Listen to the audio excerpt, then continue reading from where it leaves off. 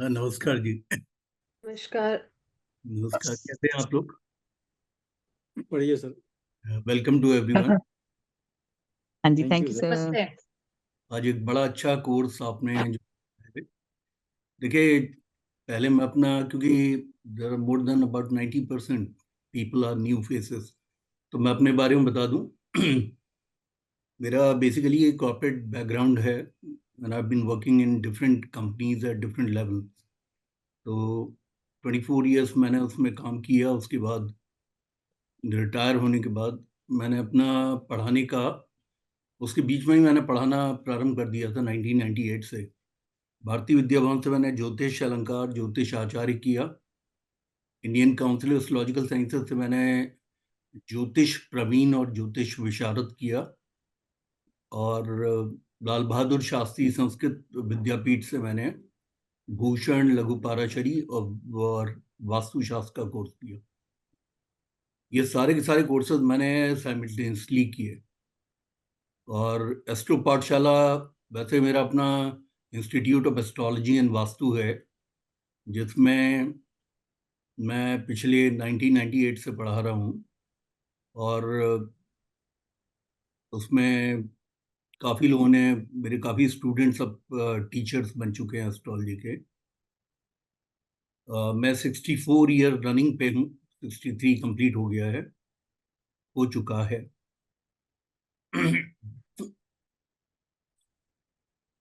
मुझे ज्योतिष पढ़ाने का बड़ा लंबा एक अनुभव है।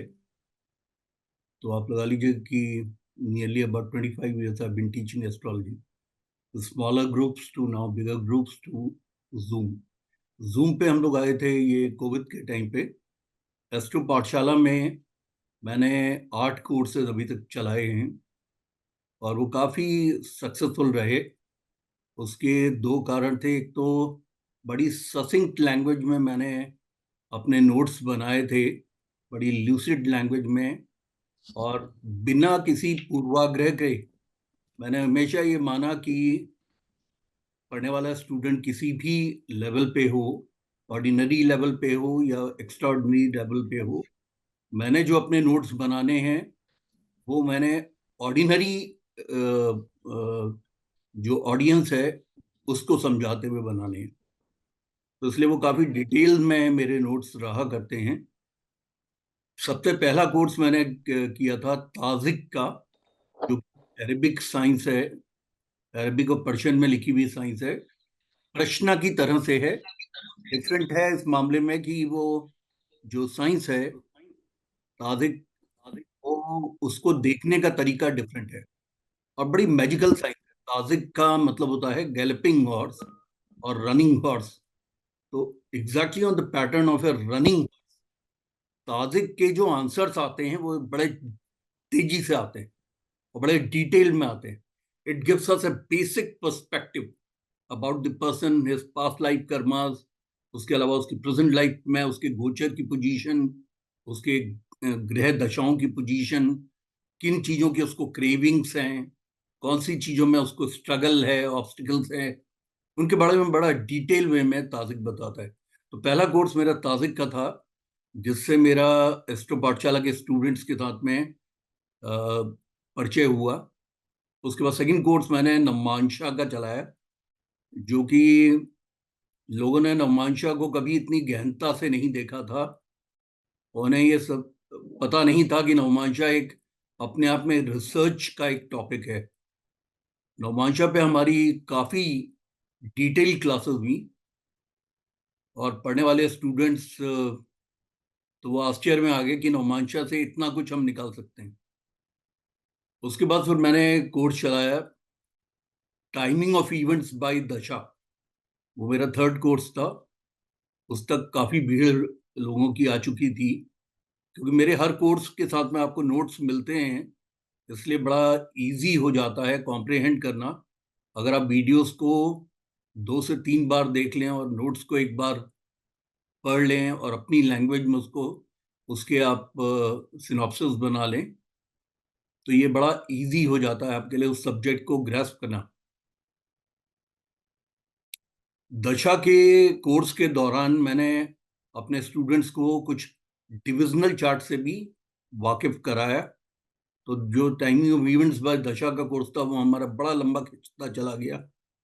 उसके बाद फिर डिमांड हुई कि साहब डिविजनल चार्ट पे एक एक्सक्लूसिव कोर्स हो। तो जो चौथा कोर्स था वो मेरा डिविजनल चार्ट्स पे था। डिविजनल चार्ट से लोगों को उनका परिचय कराना। पांचवा कोर्स मैंने किया जैमिनी ज्योतिष का।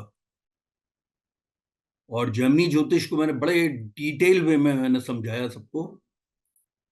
जैमिनी ज्योतिष को जिस तरीके से उपदेश सूत्र में लिखा गया है, उसी महर्षि जैमिनी के इंटेंट्स को सामने रखते हुए एंड उसकी ट्रीटीज में विदाउट एनी डिस्टॉर्शंस किए हुए, कट्टिपादी अगर सिस्टम में है तो कट्टिपादी से ही हमने समझा उसको। जैमिनी का कोर्स मेरा बहुत सक्सेसफुल रहा। जैमिनी के कोर्स के बाद मैंने एक मेडिकल एस्ट्रोलॉजी का कोर्स चलाया। मेडिकल एस्ट्रोलॉजी का कोर्स लोगों को बहुत पसंद आया, क्योंकि वो कोर्स हमारा ऐसा था कि एमबीबीएस की जो पढ़ाई है 5 साल की, वो हमने 3 महीने के अंदर की। और उसमें लोगों को बड़े कॉम्प्लिकेटेड डिजीजेस के बारे में बताया, उनके योगास को बताया। और ऐसी डिजीज, मेरे साथ में एक डॉक्टर भी थे और एक होम्योपैथी की डॉक्टर थी जिन्होंने की मेडिकल साइंस किया हुआ था। तो जब मैंने मिंचुरेशन का, जब मैंने उसके योग बताए, मिंचुरेशन जो डिजीज है वो लोग समझते नहीं हैं पूरी तरह से। जब किसी व्यक्ति को बार बार यूरिनेशन का अर्ज होता हो और वो रात के समय 7 से 8 बार उठता हो, दिन में 10 बार वो यूरिनल जा रहा है, उसे मिंचुरेशन कहते हैं। मैंने उनके क्लासिक टेक्स्ट के उस हवाले से उसको बताया। तो उसका मतलब है कि हमारे महाभारत काल में लिखी हुई ज्योतिष में हमारे ऋषियों को मालूम था। दूसरा, मैंने उसी मेडिकल एस्ट्रोलॉजी में कॉम्बिनेशंस को डिफरेंशिएट करते हुए बताया कि मायोकार्डियल इन्फ्रेक्शन, जो जिसे आप हार्ट अटैक के रूप में जानते हैं, और इस्चीमिया, इनमें क्या डिफरेंट योगास होते हैं और वो किस तरीके से डिफरेंट है। मतलब दोनों की स्थिति एक है कि दोनों में ही जो है वो ब्लड का फ्लो हार्ट के लिए रुक रहा है। इस्चीमिया में जो वेन्स के द्वारा आने वाला जो ब्लड है वो रुकता है, और मायोकार्डियल इन्फेक्शन में किसी का लेफ्ट एंटीरियर डिसेंडिंग आर्टरी या राइट एंटीरियर डिसेंडिंग आर्टरी या एओर्टास में कोई ब्लॉकेज आ जाने की वजह से वो ब्लड को आगे सप्लाई नहीं कर पाता। तो उसमें क्या डिफरेंस है और उसके लिए क्या योगास के डिफरेंसेस है। तो वो भी मेरा बड़ा सक्सेसफुल रहा था। मेडिकल एस्ट्रोलॉजी के बाद में 8वां जो कोर्स मैंने चलाया वो था timing of events by divisional charts. Divisional chart का मैं ऑलरेडी एक कोर्स कर चुका था।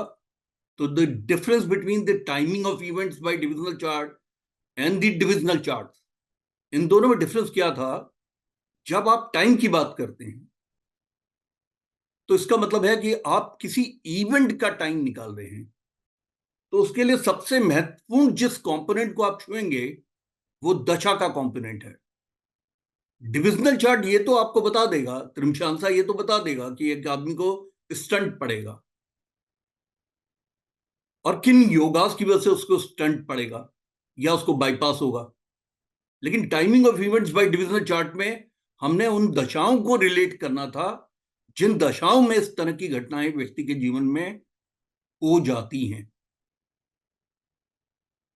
दृष्कांड के 6th हाउस से, डिग्नेट के 6th हाउस से आप ये तो जान सकते हैं कि एक व्यक्ति को एक्सीडेंट, मैसिव एक्सीडेंट होगा या उसको कितने मल्टीपल एक्सीडेंट्स होंगे।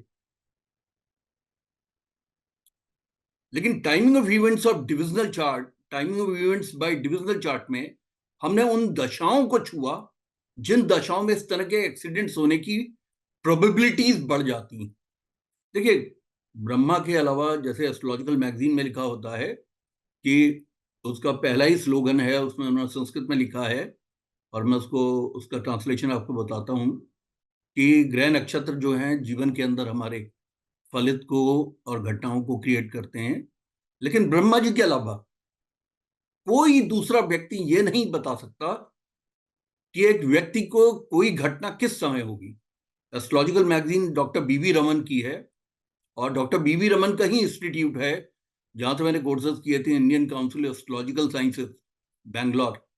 बैंगलोर वेंकट रमन, उनका वो इंस्टीट्यूट है जो उनकी गायत्री जी जो जिसको चलाती हैं। तो उनकी एक एस्ट्रोलॉजिकल मैगजीन आती है जो इतनी पुरानी है, जो मेरे फादर जिस जिस समय सर्विस करते थे यूपी गवर्नमेंट में, उस समय ही used to be a writer in that magazine. और हमारे वहां पे एक कॉम्प्लीमेंट्री एस्ट्रोलॉजिकल मैगजीन जो है वो बाई पोस्ट आया करती थी।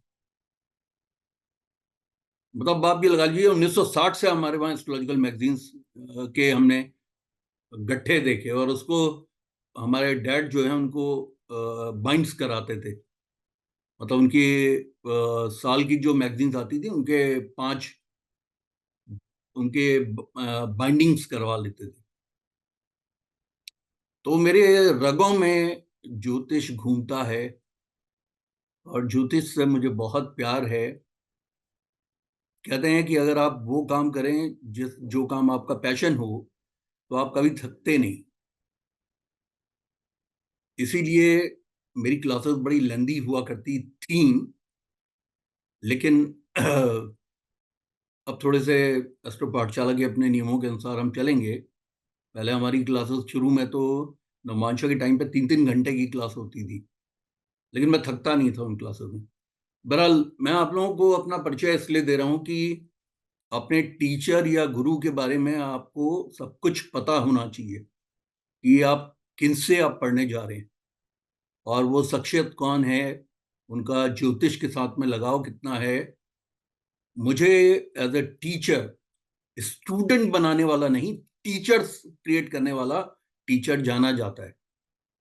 मतलब मैं I been very lucky to have more than 300 of my students have become teachers as of now. तो ये एक अपने आप में एक गर्व का विषय होता है, और मैं श्योर हूं कि हमारी इस क्लास में भी बहुत से लोग इस सब्जेक्ट के टीचर बनेंगे। अब सेकंड पार्ट में आपने जैसे इस कोर्स को ज्वाइन किया है, ये कर्मा अलाइनमेंट का और रेमेडीज का कोर्स।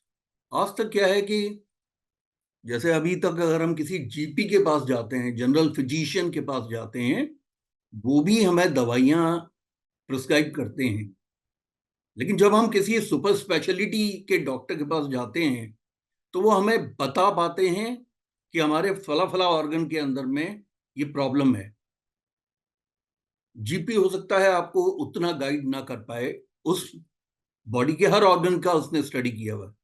तो ये जो कर्मास अलाइनमेंट का जो कोर्स है, ये आपको ये समझने पे मजबूर कर देगा कि जो जीवन के जो कर्मास आप कर रहे हैं एज ऑन टुडे, और many many past life what you have done, वो कर्मास जो आपके संचित कर्मास और उसमें से कट के जो प्रारब्ध आ गए, जो प्रारब्ध कर्मास जिनको आपने जीवन में जीना है,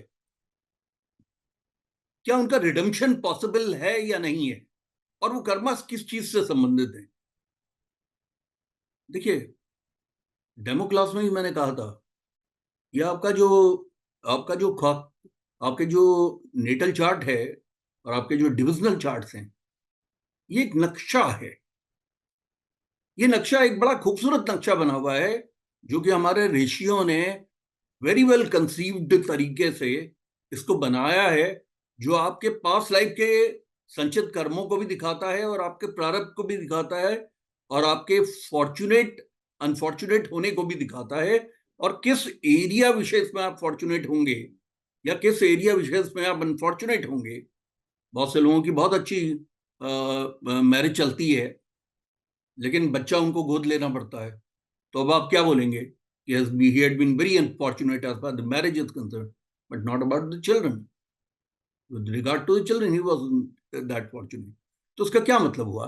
इसका मतलब है लाइफ एक प्रिज्मिक होल है, और हम चाहते हैं कि लाइफ की प्रिज्म के हर चीज से जिनसे आपका इंटरफेस है वो खूबसूरत हो। अब वो किस वजह से वो किस वजह से रुकावट में है। तो ये जो नक्शा उन्होंने बनाया है, ये नक्शा हमें बताता है कि हमारे कौन से ऐसे कर्मास पास लाइफ में, किसके प्रति हमारे कर्म खराब हुए। तो फिर ये उपाय जो होंगे, इन उपायों का भी सेग्रीगेशन हो जाएगा उन्हीं कर्मा के स्टैंडर्ड्स पर आधारित। जैसे आप जानते हैं कि ये चोट छोटी लगी तो डॉक्टर ने आपको हल्की सी पट्टी बांध दी और आपको जो है टिटनस का एंटी टिटनस उसने इंजेक्शन दे दिया। चिप हो गया, यानी कि बोन में से चिप निकल गया, तो डॉक्टर ने आपको एक हॉट बैंडेज पे रख दिया। लेकिन अगर फ्रैक्चर हो गया तो वो प्लास्टर करेगा। और अगर मल्टीपल, अगर बोन में अगर मल्टीपल जगहों पे बोन अगर टूट गई तो फिर वो उस व्यक्ति को ऑपरेशन थिएटर में ले जाएगा और उसकी सारी हड्डियों को उसको जोड़ेगा। तो उसका मतलब है उसी पैटर्न पे ये जो ज्योतिष का जो विषय है, ये काफी काफी रैशनलाइज वे में लिखा गया है। और वो जो रैशनल है वो मॉडर्निटी का रैशनल दिखाई पड़ता है। जैसे मैंने आपको डॉक्टर का और एक पेशेंट का एग्जांपल दिया, exactly on the same pattern ऋषियों ने हमारे कर्मास को भी भागों में बांट दिया है। कुछ कर्म ऐसे हैं जो कर्म आपके बहुत जल्दी आपके सुधर जाते हैं और आपकी स्थिति को अच्छा संवार देते हैं, उससे संबंधित आपको कोई तकलीफ नहीं होगी। और अब कुछ कर्मास आपके ऐसे हैं जो कर्मास आपके इतने दृढ़ हैं कि आपको उसके लिए वर्क करना है, और कुछ कर्मास आपके इतने दृढ़ाति दृढ़ हैं कि उनके लिए आपको कॉन्टिन्यूसली वर्क करना है, अदरवाइज आपको वो सुख और परमानंद की प्राप्ति नहीं होगी। तो उसका मतलब सारा जो कर्मा अलाइनमेंट की पे ही आधारित है। और जैसे मैंने आपको बताया एक खाका है, तो जयपुर का जो नक्शा है वो जयपुर सिटी नहीं है। गुड़गांव का जो, मैं गुड़गांव में रहता हूँ, गुड़गांव का अगर कोई नक्शा है तो डिफरेंट मोहल्लों को बताने का है और डिफरेंट रोड्स को बताने का है, लेकिन वो गुड़गांव नहीं है। उसी तरीके से जो आपका खाका है जिसको देख के सारे के सारे ज्योतिषी आपको उपाय बताते रहते हैं, वो वही आप नहीं हैं, आपके कर्मास नहीं है। कर्मास उनके पीछे हिडन है। जब तक हम उन कर्मास को टैकल नहीं करेंगे तब तक हम उन्हें अलाइन नहीं कर पाएंगे, ताकि आपको जीवन में बार बार रिकरिंग प्रॉब्लम्स ना आ जाए। बहुत से लोग जो एस्थमेटिक होते हैं वो पफ्स लेते हैं, नेबुलाइजर लेते हैं, तो आप उसे क्या बोलेंगे? आप कहेंगे ये एक रिकरिंग प्रॉब्लम है और उसका एक शॉर्ट टर्म सॉल्यूशन है। ये कोई सॉल्यूशन नहीं हुआ।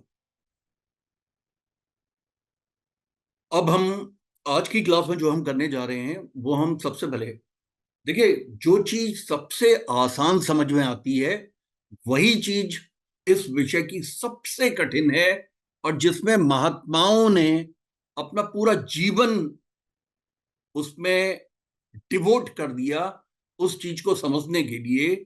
ये कर्मास हैं क्या, और क्या यही कर्मा है जो हम खाना खा रहे हैं? क्या ये यही कर्मा है कि हम सुबह उठते हैं, एब्ल्यूशंस में जाते हैं, हम जो है वॉशरूम जाते हैं, फिर उसके बाद स्नान करते हैं? क्या वही कर्मास हैं? या कर्मास वही हैं कि हम ड्यूटी बाउंड होके हम ऑफिस गए और उसके बाद में हमने अपने बच्चों को लुक आफ्टर किया, वाइफ को लुक आफ्टर किया? या कर्मास कुछ और भी हैं? तो जब आप इस कर्मा की थ्योरी को आप समझेंगे, इस पे बड़े महात्माओं ने अपना पूरा जीवन लगा दिया और पूरी गीता कर्मा पे आधारित है, कर्मा की थ्योरी पे आधारित है, और कृष्ण भगवान के मुख से कर्मा को एक्सप्लेन किया गया है। वो पार्ट भी हम देखेंगे। लेकिन कर्मा थ्योरी के बारे में जो लिखा गया है उसकी शुरुआत ऋग्वेदा से होती है, जो 7,000 साल पहले हिंदुओं का सबसे पहला ग्रंथ माना जाता है।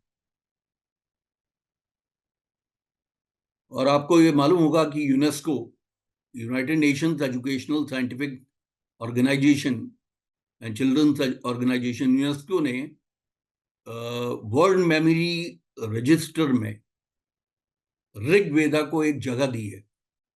और उसे हिंदू रिलीजन का मोस्ट एंशंट सब्जेक्ट के रूप में जगह दी है, मतलब उसको एक्नॉलेज किया है।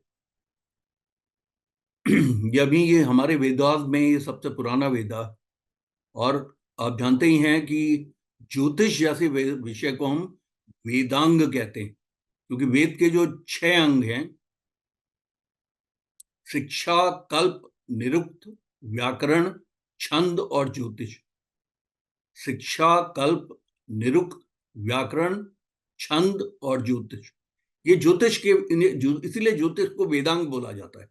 वेदों के 6 अंग हैं, और ये लिखा है ऋषियों ने कि जब तक कि वेद के इन अंगों को, इन 6 अंगों का जब तक कि आप गहनता से अध्ययन नहीं कर लेते, तब तक आप वेदास को इन करेक्ट पर्सपेक्टिव नहीं समझ सकते। आप समझ नहीं पाएंगे कि वेदास में क्या लिखा हुआ है। थ्योरी ऑफ कर्मा जो है वो Indian culture, Indian philosophy and astrology and religion, इन सबके बेस में चलती है। यानी इसी के ऊपर वो एडिफिस है, इसी के ऊपर वो महल बना हुआ है। ये इतनी इंपॉर्टेंट थियरी है, थियरी ऑफ कर्मा। ये जिंदगी में जितनी भी कॉम्प्लेक्सिटीज हमारी लाइफ में हो रही हैं, जितनी भी प्रॉब्लम्स जो हमारे लाइफ के अंदर आ रही हैं, उन प्रॉब्लम्स को ये थ्योरी ऑफ कर्मास समझाने की कोशिश करती है।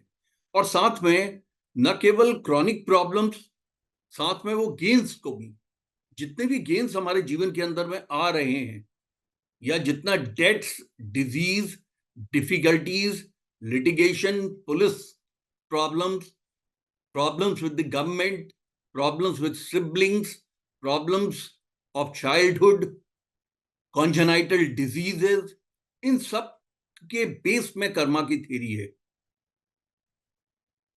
क्योंकि ये मानती है कि हमारे एक व्यक्ति का जो एटीट्यूड है लाइफ के प्रति, इन जनरल जो एटीट्यूड है, और जो व्यक्ति के अंदर हार्ड वर्क, स्मार्ट वर्क करने की जो क्षमता है, और अच्छे स्वास्थ्य के, चाणक्य ने कहा था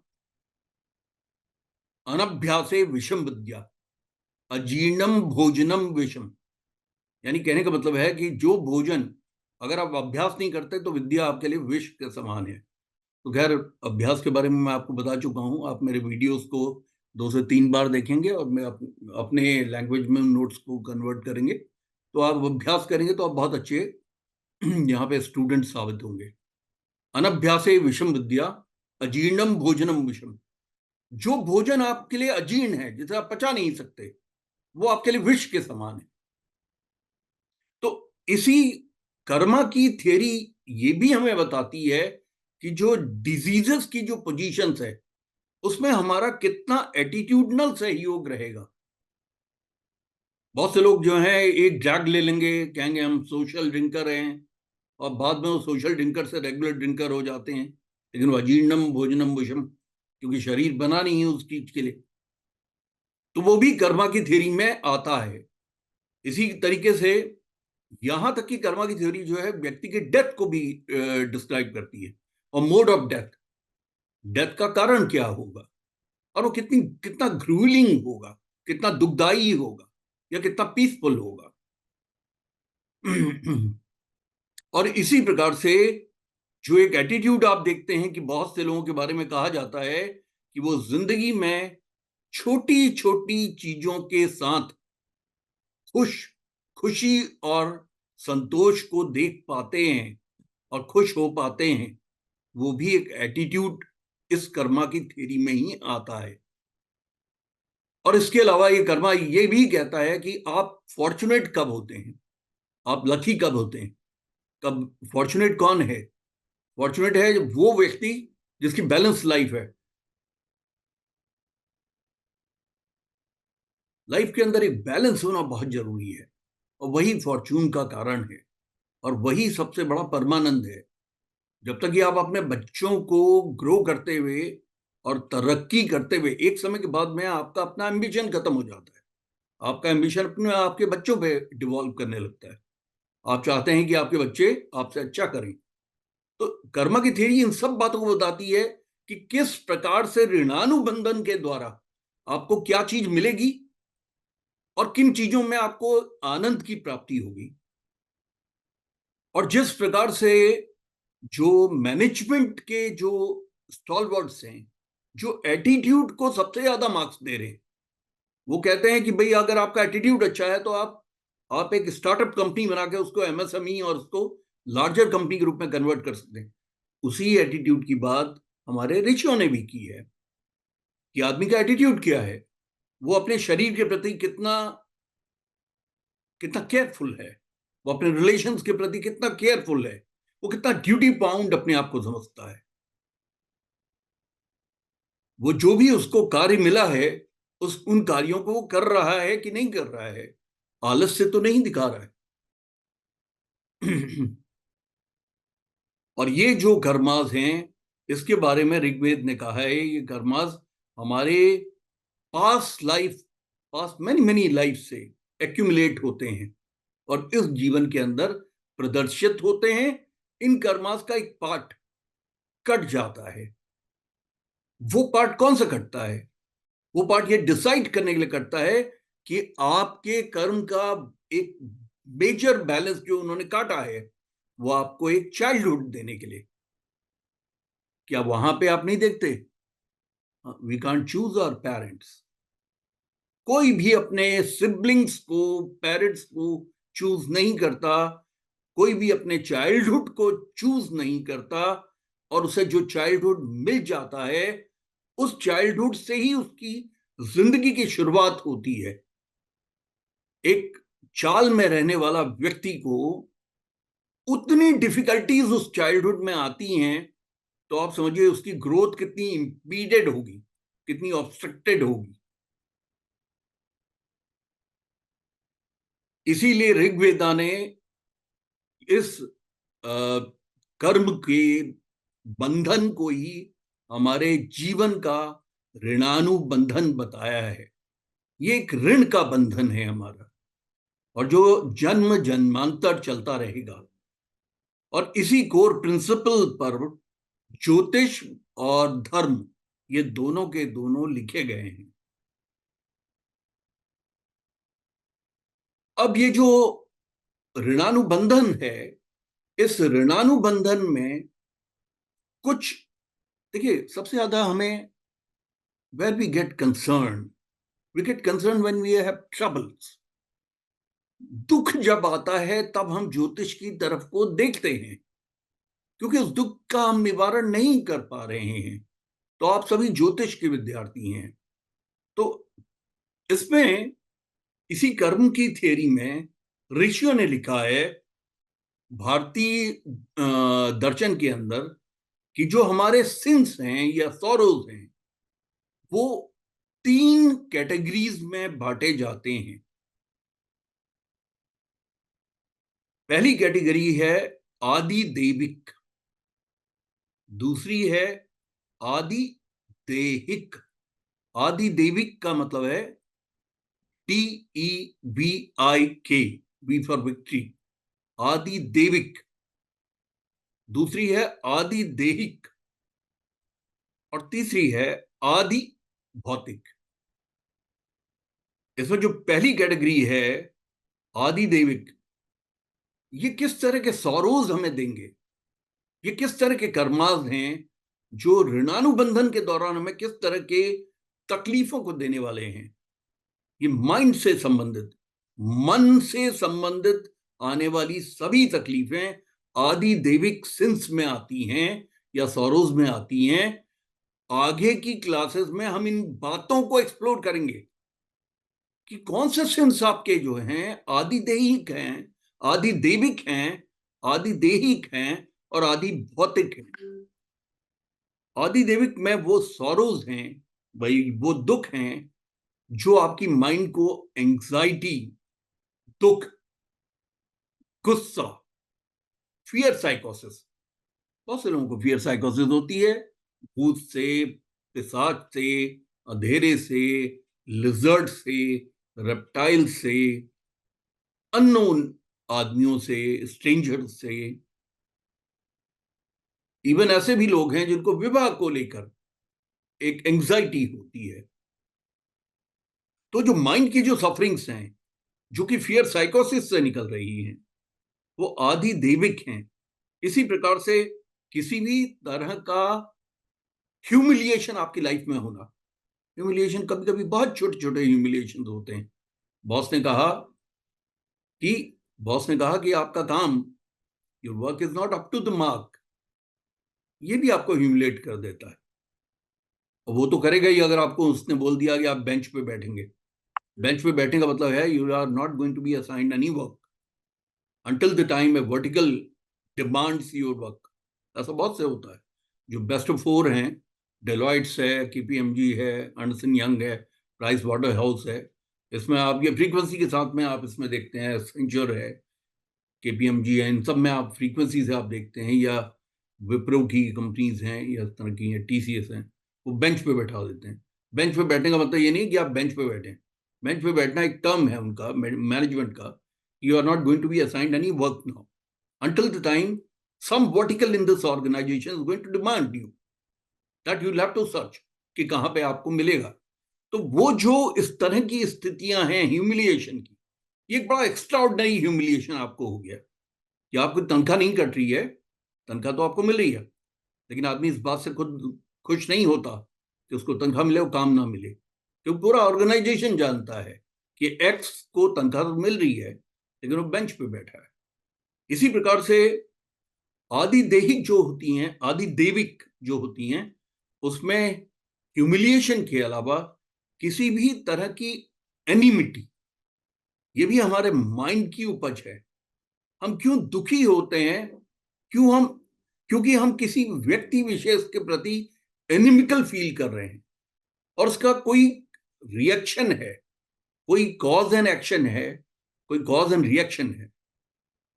उसने मुझे ये बोला या मेरे भाई ने मुझे ये बोला तो मैं भाई से बात नहीं कर रहा हूं या कर रही हूं, इसका मतलब, या मेरा जो नेबर है, वो मेरा नेबर बार बार मेरे पार्किंग लॉट में अपनी गाड़ी खड़ी करता है, तो उसके अगर आप रूट में जाएंगे तो इनिमिटी हो गया।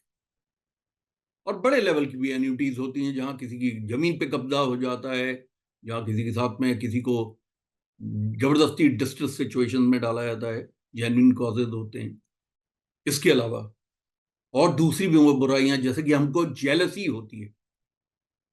कोई ना कोई आदमी तो राइज करेगा करेगा, लेकिन वो जो कि सिन से कनेक्टेड है, आदि दैविक, तो उसने जेलसी भी आपको अंदर से क्रिएट करनी है कि आप जेलस, कई बार इस बात पे आप नहीं खुश हैं कि आप एक अच्छा खा रहे हैं, अच्छा पहन रहे हैं, आपके पास एक गाड़ी है, आप इस बात से ज्यादा दुखी हैं कि आपके नेबर ने एक जैगवार ले ली है। ये जेलसी की स्थिति क्यों होती है? जो कि आपकी आत्मा को मलिन कर रही है। इससे कोई ना कोई तो लेगा, जैगवार कंपनी तो बनाएगी बनाएगी गाड़ियां, और कोई ना कोई लेगा लेगा, लेकिन इस बात से एक जेलसी फील करना, जेलस फील करना इस बात से कि दूसरे आदमी को क्यों मिल गया, ये भी आदि दैविक सिंस में आता है। अब देखिए ये क्या है, ये वाइस वर्सा है। वाइस वर्सा का मतलब है कि जो मैं आपको आदि दैविक में बता रहा हूं, ये आपके पास लाइफ के सिंस से रिलेटेड होने की वजह से आपको एक मेंटल एटीट्यूड में दे रहे हैं। अगर ये मेंटल एटीट्यूड में ऐसा दे रहे हैं और बाय पर फोर्स आप इसको चेंज नहीं कर पा रहे हैं और आप उसी के अंदर हैं, तो उसका मतलब आने वाले जो प्रारब्ध कर्माद में और आगामी कर्माद में आप इनको जोड़ेंगे as a sin which will continue to go on and on and on. क्योंकि जो हमारा पूरा सब्जेक्ट है और भारतीय दर्शन है, वो गीता के श्लोक पे चलता है कि वाशांसी जीर्णानी यथा विहाय नवानी ग्रहाणी,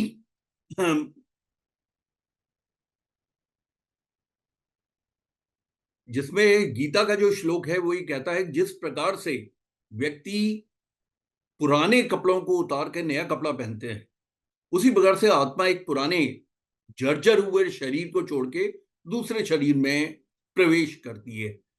तो ये जो श्लोक है, ये श्लोक ही कोर में है और यही बताता है कि ये जो ऋणानुबंधन है चलता रहेगा एक जीवन से दूसरे जीवन में।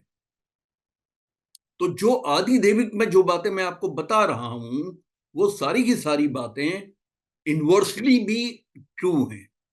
If you do that you are going to earn the same kinds of karmas in future. Greed है, जैसे हमारा लोभ है, हम बार बार जो अपने आप को कंपेयर करते हैं दूसरों से जिंदगी के अंदर, हमने एक आदत बना ली है। हम इस बात से हम खुश नहीं है कि हमें क्या मिल रहा है, हम इस बात से खुश नहीं है कि हम कितना अच्छा कर रहे हैं, हम इस बात से खुश नहीं कि हमारा बच्चा एक अच्छे जॉब में जा रहा है, एक अच्छे मैनेजमेंट के स्कूल से पास कर रहा है। हमें इस बात पे ज्यादा तकलीफ हो रही है कि मेरे भाई का बच्चा है अमेरिका में पढ़ रहा है, येल यूनिवर्सिटी में पढ़ रहा है। ये जो जेलसी की जो भावना है और ये जो हमारी एक तरह से कंपेयर करने की और कंट्रास्ट करने की आदत है, ये हमें आदि देविक दुख देती है और इसका इस कर्म के ऋणानुबंधन से संबंध है इन इनवर्सली वेज ऑल्सो। ये अगर हम करते रहेंगे तो हमारे आगे आने वाले भी मलिन कर्म हमारी आत्मा को मलिन बनाते रहेंगे। इसी प्रकार से किसी तरह का भी दुख आना, मेंटल एग्नी आना, डिप्रेशन आ जाना, ये सब भी इससे जुड़ा हुआ है। और जिस दिन आप ये नहीं करेंगे तो आपको डिप्रेशन होगा नहीं, क्योंकि डिप्रेशन की जो रूट कॉज है वो मैं को बीच में रखकर है। आदमी डिप्रेस क्यों होता है?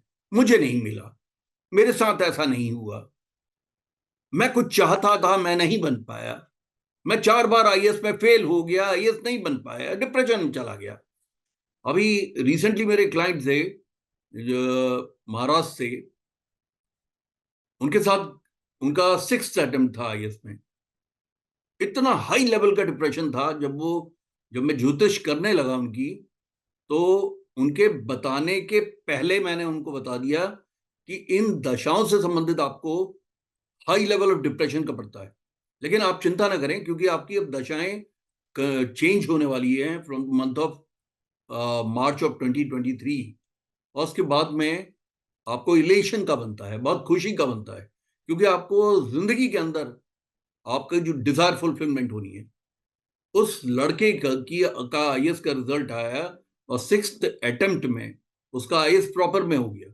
अभी वो लाल बहादुर शास्त्री एडमिनिस्ट्रेशन में देहरादून में ट्रेनिंग कर रहा है। तो मेरे कहने का मतलब है कि डिप्रेशन में आदमी कब किन स्थितियों में जाता है जब मुझे नहीं मिल रहा। अगर मैं को बीच में रखकर मैं को ही बीच में से हटा दूं तो फिर मुझे डिप्रेशन किस बात का होगा? अगर मेरी एक्सपेक्टेशंस ही हट जाएं और मैं कर्म फल पे विश्वास करने लगूं ईश्वर के द्वारा दिए गए, तो फिर मुझे आदि देविक जो चीजें जो जो मेरे मन को और मेरे अंतरात्मा को जो दुख दे रही हैं वो समाप्त हो जाएंगी।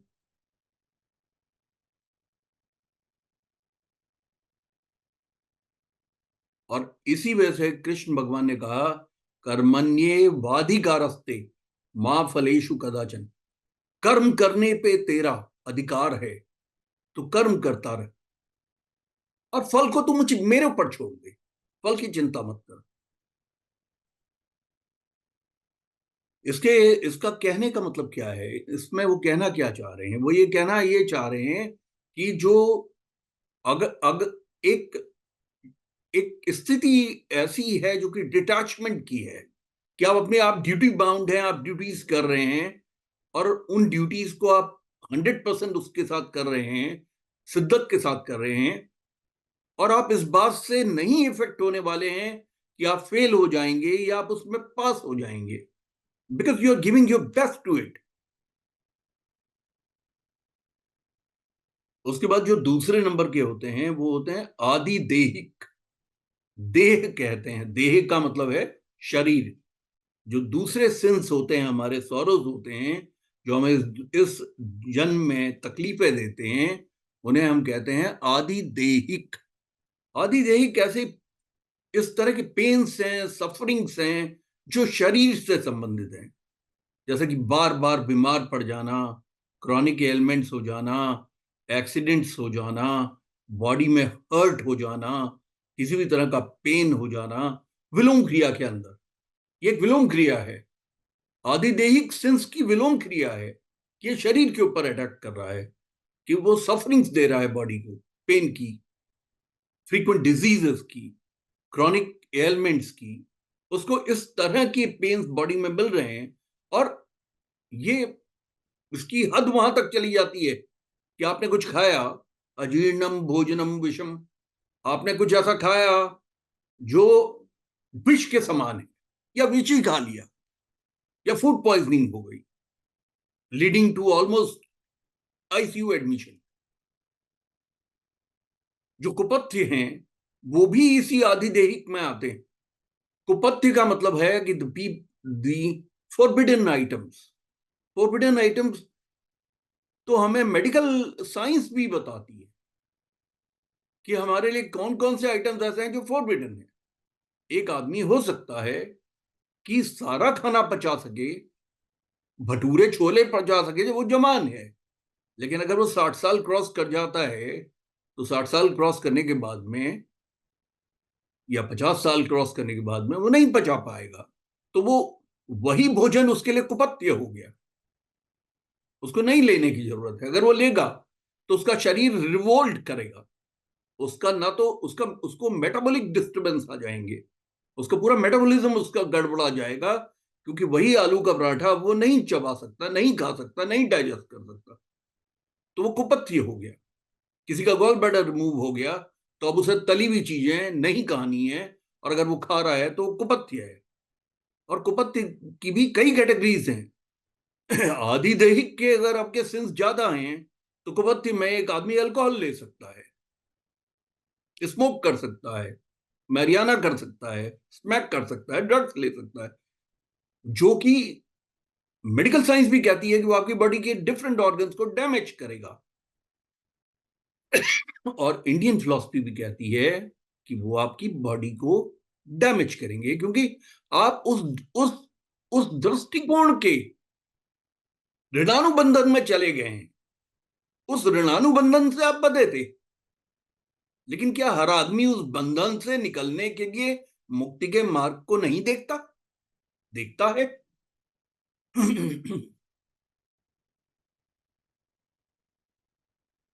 यहां पे तो फ्री विल का भी कॉन्सेप्ट है। आपके सामने किसी ने दूध का ग्लास रखा और अल्कोहल का ग्लास रखा, you have been given a choice which one to have, क्योंकि आपका मित्र आपके सिर के ऊपर कोई पिस्टल नहीं लगा रहा है, वो तो आग्रह कर रहा है। हो सकता है लिकर को लेकर दुराग्रह कर रहा हो। आग्रह और दुराग्रह भी होता है। दुराग्रह का मतलब है कि वो आपको सबड्यू कर रहा है और बार बार कह रहा है कि ये लिकर पार्टी है, तुम लिकर लो, लेकिन आपकी अपनी मर्जी है, वहां पे आपका फ्री विल है, आप जानते हैं ये आपके लिए कुपथ्य है, तो फिर दूध का गिलास लीजिए। तो जो आदिदेहिक होते हैं, आदिदेहिक जो हमारे सेंस होते हैं, वो भी हमें ऋणानुबंधन में बांधते हैं, लेकिन एट दी सेम टाइम वो हमारे एब्स्टिनेंस, ये मैं आपको प्लैनेट्स पे जब मैं लेके जाऊंगा तब आप समझ जाएंगे कि किस ग्रह को बॉल्स्टर करने से, किस ग्रह की पावर्स को बढ़ाने से आपकी विल एंड डिटर्मिनेशन को शक्ति मिलती है, और आप आदिदेहिक तकलीफों से बाहर निकल पाएंगे।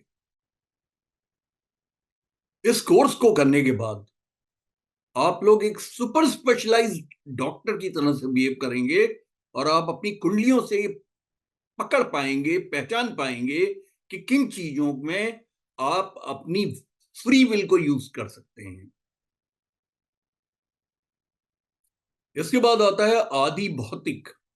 आदि भौतिक जो ये कैटेगरी है, इसके जो हमारे सिंस होते हैं या सॉरोज होते हैं, इसका एनवायरमेंट से संबंध है।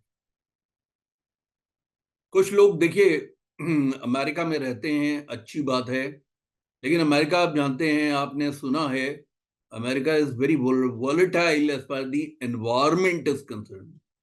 टोर्नेडोज आते हैं, ट्विस्टर्स आते हैं, फ्रीक्वेंसी के साथ हरिकेन्स आते हैं, वहां पे सब कुछ उजड़ जाता है।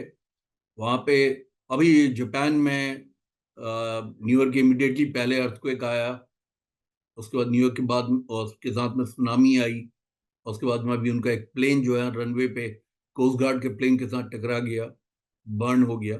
सारे के सारे पैसेंजर्स जो हैं वो बचा लिए गए, लेकिन जो कोस्ट गार्ड के जो 5 मेंबर्स थे कोस्ट गार्ड प्लेन के रनवे पे, वो सारे के सारे जल के मर गए। अभी जो एनवायरमेंटल, जो हमारी आदि भौतिक जो हमारे कर्मास हैं, अभी कर्मास के अभी हम उस लेवल्स पे नहीं पहुंचे हैं कि कुछ कर्मास आपके इतने दृढ़ाति दृढ़ हैं कि वो आपको कभी आइडियाज भी नहीं देंगे, और ना कभी सोबत देंगे, ना कभी कोई गाइडेंस देंगे, ना कोई गुरु उपदेश आपको मिलेगा। आप ही को उसको बदलना है। तो जो आदि भौतिक होते हैं, ये कर्मास ऐसे होते हैं जो हमें एनवायरमेंटल कैलिमिटीज के बीच में फंसाते हैं। जैसे कि ड्रॉट है, जैसे किसी ऐसे एरिया में रहना, जैसे महाराष्ट्र के, गुजरात के कुछ ऐसे एरियाज हैं जहाँ पे आप सुनते हैं कि किसानों ने बहुत आत्महत्या कर ली क्योंकि ड्रॉट रहता है, बहुत जबरदस्त ड्रॉट, मतलब वहां पे सूखे की स्थिति रहती है, और लोन लेने के बाद में लोन को पे नहीं कर पाते क्योंकि उनकी फसल नहीं हो पाती। लेकिन फसल ना होने से ऐसे बहुत से लोग हैं जो भुखमरी से मरते हैं। इसी प्रकार से आप देखते हैं कि कुछ ऐसे एरियाज हैं जो फ्लड प्रोन हैं, उसी उनमें भी लोगों का बड़ा डैमेज होता है, परिवार का डैमेज होता है। जिस समय 16 जून 2013 को जिस समय क्लाउड बस्ट हो गया गंगोत्री में, और केदारनाथ से लेकर ऋषिकेश तक वो सारा का सारा जो है जलमग्न हो गया, इट वॉज इनंडेटेड, और उसमें बहुत से लोग केदारनाथ में फंस गए। और मेरे पास एक पुलिस के अधिकारी आए थे, वो पूरी फैमिली के साथ में शिव जी की जो शिवलिंग से ऊपर जो बने हुए थे उसमें वो नियरली अबाउट 12 आवर्स उनके छोटे छोटे बच्चे जो हैं वो क्लिंग करके रहे। और वो बताते थे कि बह बह के जो है मंदिर के अंदर लाशें आती थी, इतने लोग मर गए थे। ये क्या है? आदि भौतिक है। लेकिन उनका पूरा परिवार उनका ठीक रहा, और वो लगातार वो जो है शिव के मंत्रों का उच्चारण करते रहे। उनको ना पीने का पानी मिला, ना उनको खाने का कुछ मिला। बाद में एनडीआरएफ की जब टीम आई, एयरफोर्स की टीम आई, उन्होंने उन लोगों को रेस्क्यू किया।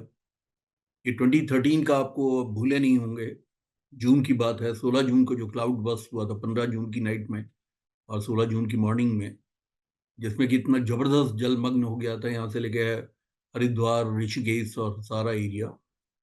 उसमें केदारनाथ भी बहुत ज्यादा इफेक्ट हुआ। लैंडस्लाइड्स हो जाते हैं, सडन इम्पैक्ट हो जाते हैं एनवायरमेंट के, जिसमें कि मास डेथ हो जाती है। टोर्नेडो, ट्विस्टर्स, अर्थक्वेक, सुनामी, इस तरह से। आपको मालूम है थाईलैंड में सुनामी आ गई थी, उससे कितने लोग मर गए। तो कहने का मतलब है ये आदि भौतिक हैं। आदि भौतिक जो कर्मा हैं, उन कर्मा में आपका इन्वॉल्वमेंट आपके होने का है। लेकिन ये कर्मास कुछ इतने गूढ़ हैं कि इसमें environment is taking part as an executioner. इसमें जो है वो प्रकृति एक एग्जीक्यूशनर के रूप में काम कर रही है। लेकिन ये भी हमारे ऋणानुबंधन से संबंधित है, क्यों हर आदमी नहीं इस तरह का फंसेगा। मंदिर में गए, वहां अभी पीछे मैं पढ़ रहा था कि उसमें बांके बिहारी जी के मंदिर में स्टैम्पीड हो गई और 2 लेडीज की डेथ हो गई। कई बार जो है हम सुनते हैं कि माँ वैष्णवी के उसमें भी स्टैम्पीड हो गई दरबार में, और उसमें लोगों की डेथ हो गई या मेजर इंजरीज हो गई। तो अगर इस तरह की चीजें हैं, ये आदि भौतिक है। इनको भी हम कुंडली के डिफरेंट डिविजनल चार्ट से समझने की कोशिश करेंगे। एक बार हम समझ जाएंगे तो फिर हम पीछे जाएंगे। मतलब हम कोई पास्ट लाइफ रिग्रेशन नहीं कर रहे हैं, लेकिन हम उस ऋणानुबंधन को पकड़ने की कोशिश कर रहे हैं कि उस तरह के ऋण हमारे जीवन में आए कैसे, और अगर वो आए हैं तो क्या जरूरी है कि उन विलोम क्रिया से हम निकलें। विलोम क्रिया क्या है? कि मुझे बुखार होना है, बुखार हो गया और उसके बाद फिर समाप्त हो गया, तो ये विलोम क्रिया हो गई। लेकिन क्या हर चीज हम विलोम क्रिया के द्वारा से ही जाएंगे? कितनी तकलीफ की बात है। फिर हमारा ज्योतिष पढ़ना, इंडियन फिलॉसफी को पढ़ना, गीता को पढ़ना, इनको पढ़ना, उससे हमें क्या लाभ हुआ? हमने तो कोर्स ही ऐसा चलाया है कि हम हर एक के जीवन के अंदर खुशी का संचार करें।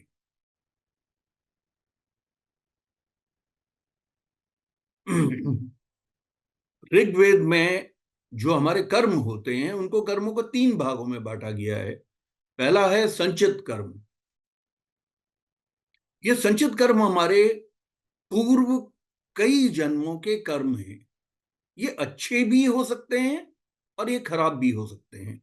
संचित कर्म हमारी कुंडली के पंचम भाव से आते हैं और भावात भावम न्याय के अनुसार नवम भाव से भी आते हैं। कुछ डिविजनल चार्ट्स हैं, जैसे कि दृष्टकांड है। दृष्टकांड चार्ट के नवम भाव से आपके पूर्व जन्मों के संचित कर्मों को देखा जाता है। तो हम जब उन डिविजनल चार्ट्स पे जाएंगे तो आप समझ पाएंगे कि आपके संचित कर्म कैसे थे। अब इन संचित कर्मास में से एक पोर्शन कट गया। जिस पोर्शन को इस्तेमाल किया गया आपको चाइल्डहुड देने में, आपको पेरेंटेज देने में,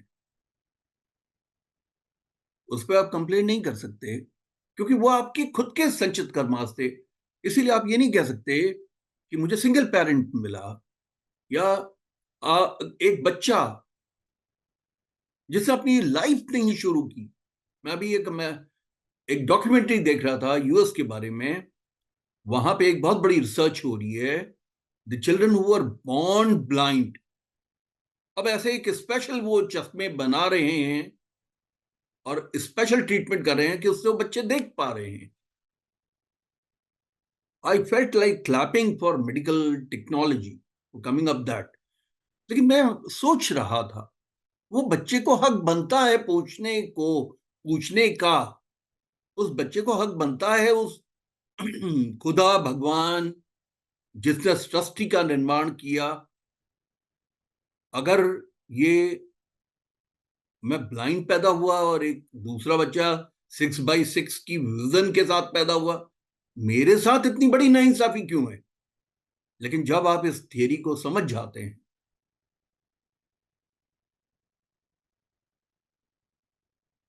जब आप इस थियरी को समझ जाते हैं कि ये तो एक तरह से, और जो बात कृष्ण भगवान ने कही है गीता में, वो बात बिल्कुल ठीक है कि ये तो एक चोला है, इस चोले को आत्मा ने बदला है। लेकिन आत्मा का एक जो बैलेंस है, बैलेंस ऑफ कर्मास लेके वो दूसरे शरीर में जा रही है। वासांसी जीर्णानी यथा विहाय नवानी गृहणाति नरोपराणी यथा शरीरार शरीरान विहाय जीर्णानी नन्यानी संयाति नवामी दे। यानी कहने का मतलब है, वो नई, जैसे कि आपने कपड़े बदले, उसने शरीर को बदल दिया, वो दूसरे शरीर पे आ गई। लेकिन उस बैलेंस को, जो बैलेंस उसके कर्मास का है, उसको तो वो कैरी फॉरवर्ड करेगा। उस कैरी फॉरवर्ड में से एक पोर्शन कटा उसको चाइल्डहुड देने के लिए। अब उसका वो जो गुड कर्मास का जो पोर्शन है, वो बहुत मिनिस्क्यूल था। इस वजह से उसको नेत्रहीन बना दिया। और यही एक वजह है कि जिंदगी की इस रेस में हम देखते हैं कि बहुत से लोग ऐसे हैं जो कि रेस में बहुत आगे खड़े हैं, क्योंकि उनको ऐसी पेरेंटेज मिली है, उनको इस तरह के पेरेंट्स मिले हैं जिनके पास में धन संपत्ति है। तो बचपन से वो बड़ी गाड़ियों में घूम रहे हैं, बड़े अच्छे अच्छे स्कूल्स में जा रहे हैं। तो संचित कर्मास जो हैं, जो फर्स्ट लेवल के संचित कर्मास हैं, जब वो कटते हैं तो जो उसका जो बैलेंस होता है वो प्रारब्ध में कन्वर्ट हो जाता है। और prarabdha karmas that we have to live through in this life, prarabdha karmas ही हमें इस जीवन के अंदर जीने होते हैं।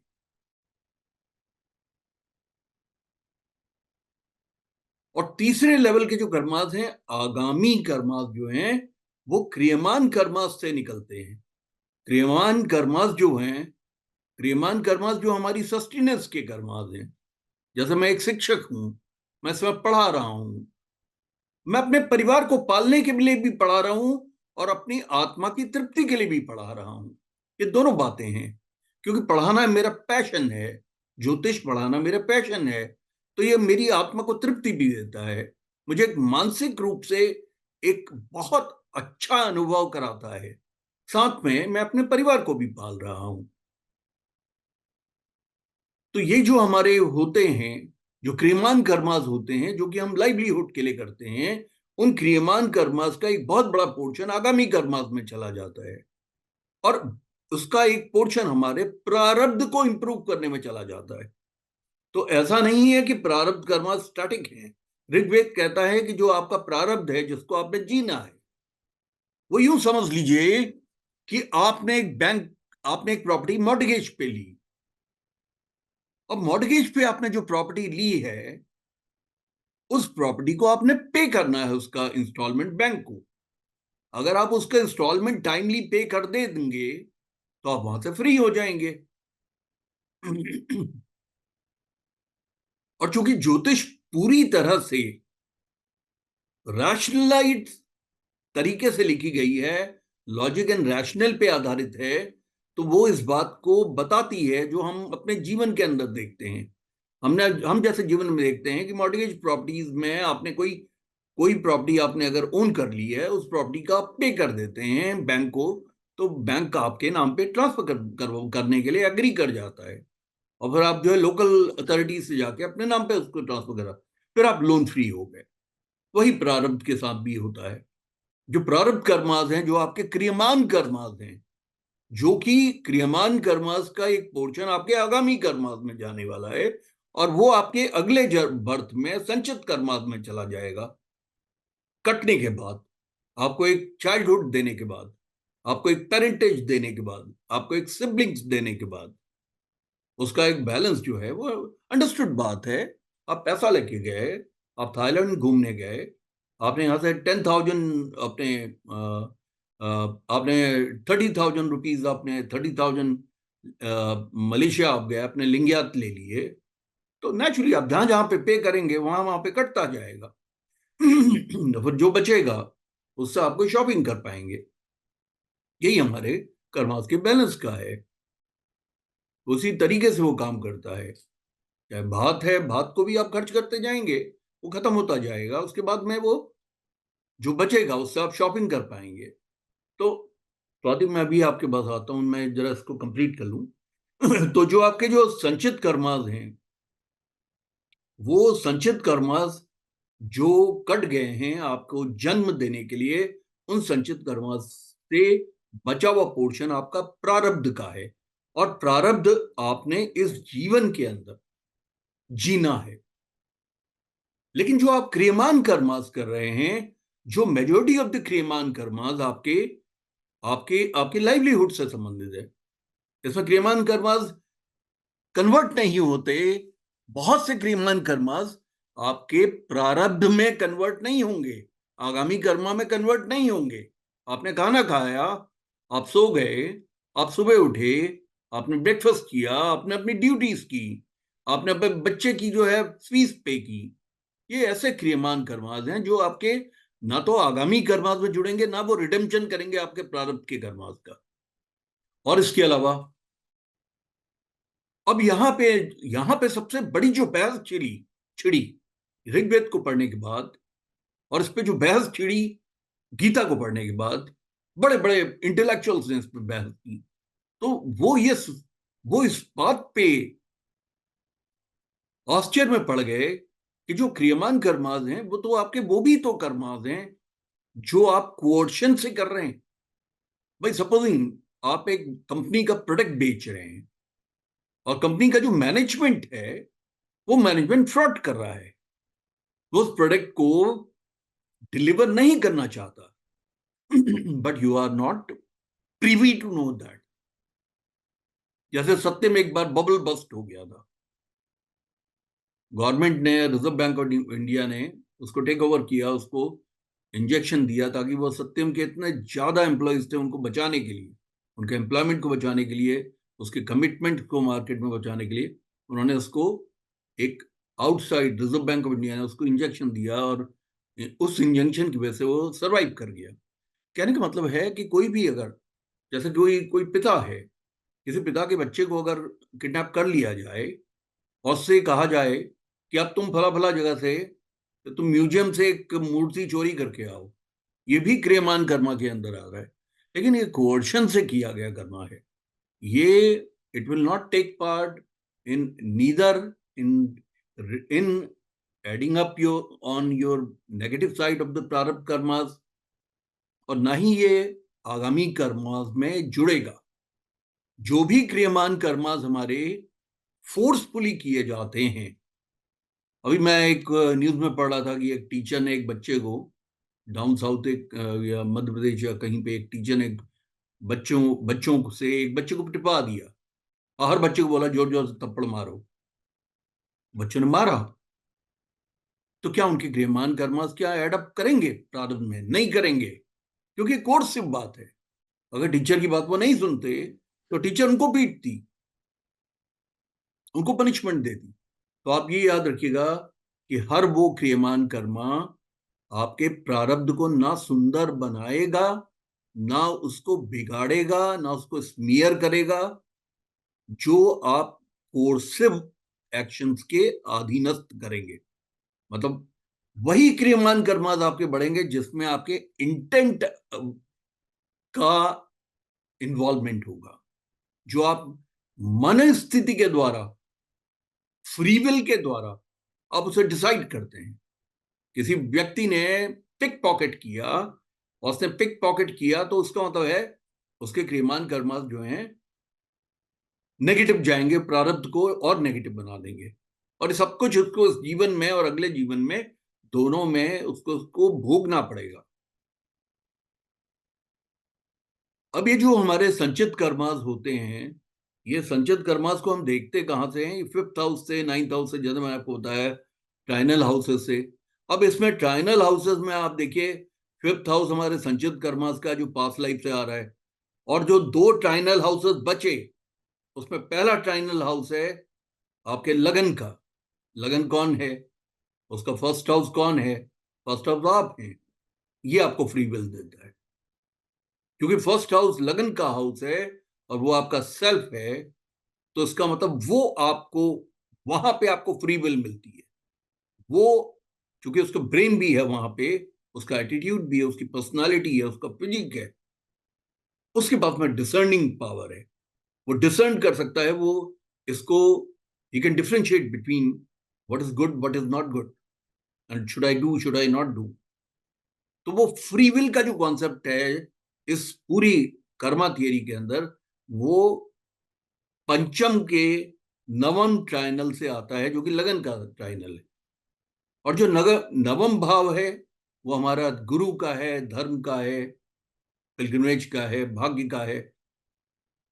इस तरह के जो भी हम कृत्य करते रहेंगे, धर्म से संबंधित गुरु के उपदेश को सुनकर उन पे अपनी उनको हेल्प करने से लेकर, और उनकी बातों पे चलने, उनके पथ, जो पथ दिखा रहे हैं उस पथ पे चलने की वजह से जो वो काम करेंगे, वो सारे के सारे उनके संचित कर्मा से कटने के बाद जो प्रारब्ध बना है, जिसे उसने लिव करना है, उस प्रारब्ध का रिडेम्पशन करेंगे।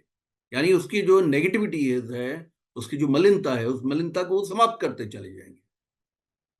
इसीलिए 9th हाउस से attitude towards world at large भी आता है। आपका एटीट्यूड ही है, जो पूरी दुनिया के प्रति आपका जो एटीट्यूड है, वही इस बात को डिसाइड करता है कि आप लोगों के को कितना माफ कर सकते हैं, आप लोगों को कितना समझ सकते हैं, आप लोगों की, और कितना आप जो है इन कामों को कर सकते हैं। और चूंकि इसमें लगन का इन्वॉल्वमेंट हो गया है, जो कि पंचम का नवम भाव है और त्रिकोण का भाव है, तो इसमें क्या होता है कि एक आदमी होमोसैपियन है, मंकीज भी होमोसैपियंस हैं, और जो आपका बबून है वो भी होमोसैपियन है, वो भी होमोसैपियंस हैं, आपके लंगूर्स वगैरह भी। लेकिन जो मनुष्य की जो योनि है वो सबसे इंटेलिजेंट है, सबसे ज्यादा डिसर्निंग पावर की है, क्योंकि उसे जो ज्ञान इंद्रियां मिली है। देखिए, कर्म इंद्रियां जो है हमारी, वो बेसल है, वो एनिमल किंगडम में भी है। कर्म इंद्रियां कौन कौन सी है? सबसे पहले जो 5 कर्म इंद्रियां हैं उनमें पहला है मुंह, which is mouth, which is not only a organ of speech, it is also an organ that help us to eat. इसमें तो कोई दो राय नहीं, और ये एनिमल किंगडम को भी मिलता है। उसके बाद जो फीट है, दूसरी कर्म इंद्री है हमारे पांव, जो पांव हमारे पूरे शरीर को मूवमेंट देते हैं, तो एनिमल किंगडम में भी है। उसके बाद हमारे हाथ हैं जो हमें फोर्स देते हैं, ग्रास्पिंग देते हैं, हम कोई काम करने में सक्षम होते हैं। ये तीसरा ऑर्गन हमारे जो कर्म इंद्रियों के अंदर आता है, जो कि बेसल है, जो कि एनिमल किंगडम के अंदर भी है। इसके बाद हमें एनस मिलता है, जो कि एक्सक्रीशन का ऑर्गन है, वो एनिमल किंगडम के पास भी है। फिर उसके बाद पांचवा जो कर्म इंद्रिय है वो जेनाइटल्स, जो कि organ of excretion of urine भी है, तो साथ में प्रोक्रिएशन का ऑर्गन भी है। आत्मनो जायते पुत्र, वेदास कहते हैं आत्मनो जायते पुत्र। क्यों कहा है उन्होंने? पुत्र कहा है, लेकिन ऋषियों का कोई इंटेंट ऐसा नहीं था कि पुत्रियों को किसी भी तरीके से डिमीन किया जाए। आपके वंश की वृद्धि आपकी संतान करती है, इसलिए आज हम मॉडर्निटी में उसको पुत्र ना बोल के संतान बोलेंगे। और बेटियां ज्यादा कारगर हैं, और बेटियां ज्यादा समझदार हैं, और ज्यादा योग्य हैं बेटों से। आत्मनो जायते पुत्रा, तो ये जो पांचवा जो कर्म इंद्री हमको मिली है जेनाइटल्स की, वो न केवल organ of excretion for urine है, at the same time procreation की भी है, एक आदमी से दूसरा आदमी पैदा करना। इसके इसके बाद जो हमें 5 ज्ञान इंद्री मिली है, वो एनिमल किंगडम को नहीं मिली है। यही ज्ञान इंद्रियां हमें कर्मा के रिडेम्पशन की तरफ ले जा सकती है। 5 जो हमारी ज्ञान इंद्रियां हैं, जिसमें पहला है ईयर्स, हमारे सुनने की क्षमता। सुनने की क्षमता में हमारा ब्रेन हमें ये बता सकता है कि हम सौम्य बातें सुने, अच्छी बातें सुने। एनिमल्स को ईयर तो मिले हैं, ज्ञान इंद्री में ईयर तो मिले हैं, लेकिन वो डिसेंडिंग बात नहीं है। कि गांधी जी के जो 3 बंदर थे, आपने देखा कि कान बंद कर लिया, आंख बंद कर लिया, मुंह बंद कर लिया, वो क्या इंडिकेट कर रहे हैं? न बुरा न सोचो, न बुरा न सुनो, न बुरा न देखो, न बुरा न बोलो। तो ये डिसेंडिंग पावर जो है वो होमोसेपियंस में मनुष्य को सिर्फ मिली हुई है। तो जो हमारी ये जो ज्ञानेंद्री है श्रवण की या कान की, ये हमें ये डिसेंडिंग पावर देती है। अगर हम कोई बैड कंपनी में है, बैड जोक्स चल रहे हैं, किसी की बुराई चल रही है, तो हम वहां से वॉकआउट कर सकते हैं। या अगर हम इस पोजीशन में नहीं है कि उस व्यक्ति को कहने की पोजीशन में नहीं है कि भाई दूसरे की बुराई मत करो, under the fear of creating an affront to him, उसको इंसल्ट हम नहीं करना चाहते, तो हम किसी बहाने से, वॉशरूम जाने के बहाने से हम उस जगह से हट सकते हैं। क्योंकि क्या है, ये हमारी जो, ये आप ये समझिए कि जो हमारा हम जो हैं, वो हम आत्मा के रूप में हैं। आत्मा चली गई तो शरीर किसी काम का नहीं, कितना भी सुंदर हो, 6 फीट का हो, ग्रेगरी पैक जैसा हो, अगर आत्मा ही चली गई, क्लिंट ईस्टवुड जैसा हो, अभी उसकी डेथ हुई है उनकी, तो अगर आत्मा ही चली गई तो शरीर किस काम का है? जिसे जो हॉलीवुड से लेकर बॉलीवुड तक रेट किया जाता था, नंबर 1 एक्शन हीरो, तो एक बात सोचिए कि ये तो चोला है इस आत्मा का। आप कान को यूज कर रहे हैं ज्ञानेंद्रिय के रूप में, और दूसरे की बुराई सुन रहे हैं, तो आपकी आत्मा मलिन होती है, और आपके जो कर्मास हैं वो नेगेटिव होते हैं। उसको बंद करो। दूसरी है आईज। आईज जो है वो एक ज्ञानेंद्री है। अच्छी बातें देखो, एक ट्रेंड सा बन गया बच्चों में, पॉर्न देखते हैं, गंदी बातें देखते हैं। इसी तरीके से आजकल व्हाट्सएप यूनिवर्सिटी बन गई है, जो कि बड़ी स्मियर्ड जो है वो against one particular community, against one particular party, but they keep on sending video after video. मत देखो उनको। मैं I'm telling you, you'll be much more happy if you did not watch all of these things. दिमाग बिल्कुल खराब हो जाता है, उसको कंट्रोल करने की जरूरत है। न्यूज भी अगर आपने देखनी है तो किसी स्टैंडर्ड की न्यूज को आप देखिए, जो कि आपको फैक्चुअल न्यूज दे। आजकल मेन स्ट्रीम जो मीडिया है वो भी इतना ज्यादा पार्टीचन्ड है कि वो भी दिमाग को खराब कर रहा है। और मेरे हिसाब से, मैं आई रिमेम्बर 1984 में जब मैं एमए फर्स्ट 1984 में जब मैं एमबीए कर रहा था, उस समय पहली बार कलर टीवी इंट्रोड्यूस हुआ, वेस्टर्न का आता था। तो my father was a senior officer with the government of UP, so he bought one for our home. उस समय ल्यूसी शो आता था, उसके अलावा एक यस मिनिस्टर आता था, और यस मिनिस्टर का बीच बीच में भी आता है। तो it was a very decent kind of thing. मतलब हमारे इवन जो हमारे वो आते थे, जो जो न्यूज एंकर्स थे या न्यूज रीडर थे, वो बड़ा अच्छा बोलते थे और बड़ी एक जैसे डेफिनेट अच्छी खबरें देते थे। लेकिन आज तो इतने न्यूज चैनल्स हैं जिन्होंने कि इतना गंद फैलाया हुआ है, इतने पार्टीशन रोल हैं उनके। तो ये जो हमारी आईज हैं, आईज की जो ज्ञानेंद्री हैं, यहाँ पे हमारी फ्री विल आती है कि हम क्या देखना चाहते हैं और क्या नहीं देखना चाहते। इसी प्रकार से टंग है। अब टंग बहुत महत्वपूर्ण है। कई बार क्या होता है, अब मैं आपको पढ़ा रहा हूं तो मैं टंग का अच्छा यूज कर रहा हूं, क्योंकि मैं ज्ञान बांट रहा हूं। मैं आपको इस कर्मा की थ्योरी पे 2 क्लासेस लेने वाला हूं, एक इसके बाद भी। कर्मा की थ्योरी को जब तक आप नहीं समझेंगे, कर्मा अलाइनमेंट को नहीं समझ सकते। ये तो ग्रेज एनाटॉमी की क्लास है।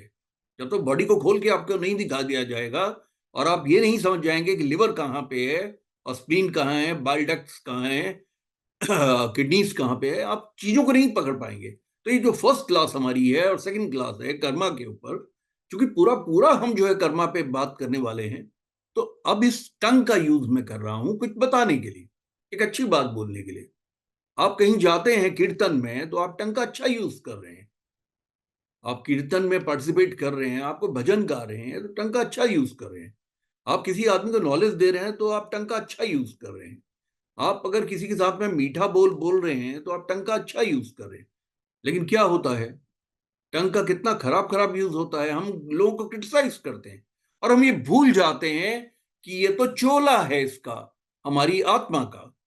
इसका इस चोले पे असर पड़ेगा नहीं पड़ेगा, आत्मा तो मलिन होगी, क्योंकि उसका एक अंश उसके अंदर जा रहा है और वो हमारे कर्मास को स्मीयर करेगा, कालिक पोत देगा हमारे कर्मास पे। जो हमारे, ये सारी बातें क्रियमान कर्मास की चल रही है, ज्ञानेंद्रियों की।